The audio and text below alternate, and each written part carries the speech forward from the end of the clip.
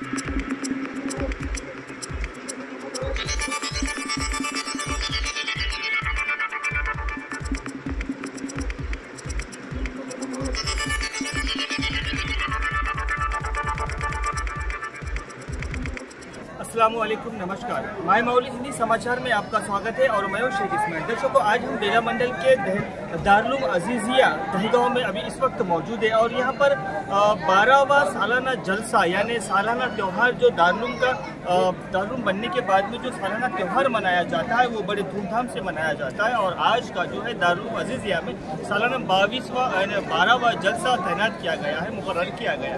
दर्शकों, इसमें मुख्य अतिथि के रूप में बुलाए गए थे महफूज रहमान और दूसरे ये जो महफूज रहमान है जो पर्सनल लॉ बोर्ड के मेंबर है, और दूसरे जो अतिथि थे मुख्य अतिथि मौलाना मुफ्ती अबू बकर जाबिर और मौलाना अकबरुद्दीन हुसामी के तत्वावधान में यहाँ पर ये जलसा रखा गया है और मौलाना अकबरुद्दीन इसकी सदारत संभालते हैं। दर्शकों, इसमें 3 जो लड़के हैं वो पुराने हाफिज बने हैं। अभी इन 3 लड़कों को उनके सर पर एक ताज बिठाया गया है, जिसके मुख्य अतिथि जो थे उन लोगों ने आकर बिठाया गया है।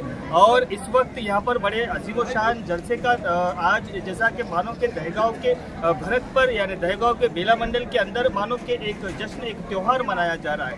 दर्शकों, महफूज रहमान इन्होंने अपने जो चाहने वाले हैं जिनको ये अपने चाहने वालों को एक संदेश देते हैं कि धार्मिक मार्गों पर चलना ये सबसे अच्छी बात है। और इन धार्मिक मार्गों के साथ ही दुनिया के अंदर यानी दुनिया की भी बातें हों और आखिरत की भी बातें हों। कई सारी ऐसे बातें हैं जो इन मदरसे के ताल्लुक से, इन बच्चों के ताल्लुक से कई सारे बातें किए, उसका भी नज़ारा, उसका भी वीडियो हम आपको आगे तक बताते रहेंगे। धन्यवाद। पर आप बने रहिएगा माय मौली हिंदी समाचार के साथ।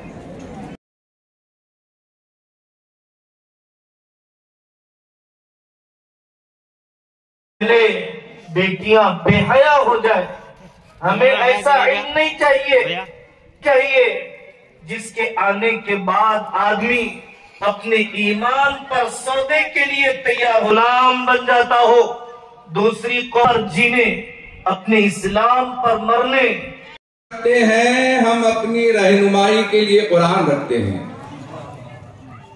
हम अपनी रहनुमाई के लिए कुरान रखते हैं।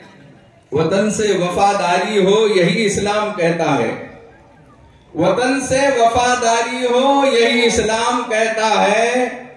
हम दिल के हर गोशे में हिंदुस्तान रखते हैं, इस मिट्टी से हमें प्यार है और हम जब इस मिट्टी में जाना चाहते हैं तो उसका इतना अदब और एहतराम करते हैं कि पाक और साफ होके, नहा धो के, कफन पहनकर फिर इस मिट्टी के अंदर जाते हैं।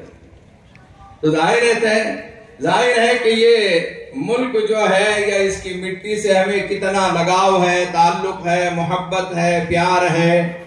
यहां से हम आसानी से कैसे चले जा सकते हैं।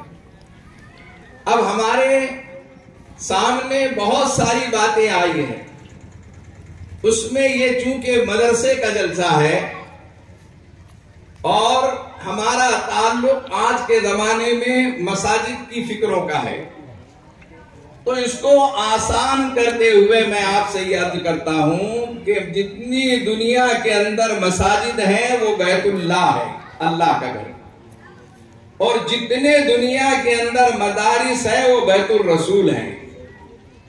अल्लाह और उसके रसूल से ताल्लुक के लिए मस्जिद और मदरसे का ताल्लुक बहुत जरूरी है।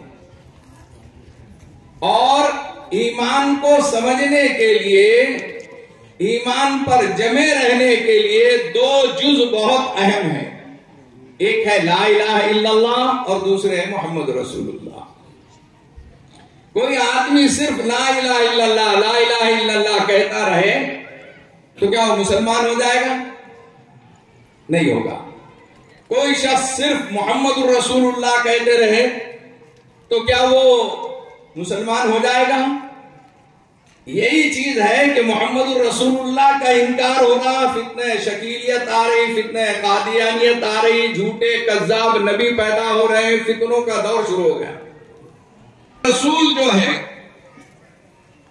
वो और बैतुल्लाह, ये दोनों से हमारा ताल्लुक हो। ऐसा ही हो जैसे कलमे के दोनों जुज़ से है। और उसके बाद ईमान जो कामिल आ जाता है तो फिर सबसे अहम मसला हमारी जिंदगी गुजारने के लिए हराम और हलाल की तमीज का हो जाता है। बिस्मिल्लाहिर्रहमानिर्रहीम। अय्युहल्लज़ीना आमनू क़ू अनफुसकुम व अहलीकुम नारा। वक़ाल अल्लाहु तआला या अय्युहल्लज़ीना आमनू अन दीनिहि फसौफ यातिल्लाहु बिक़ौमिन युहिब्बुहुम व युहिब्बूनहु अलल मुमिनीन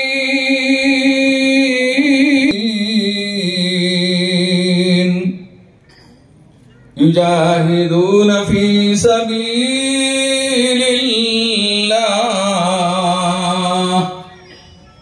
वला यखाफून लौमत लाइम।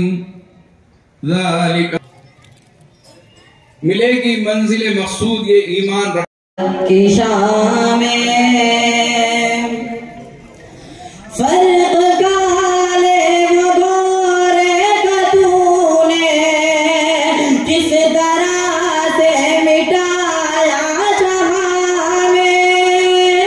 फर्क काले व गोरे का तूने किस तरह से मिटाया जहां में।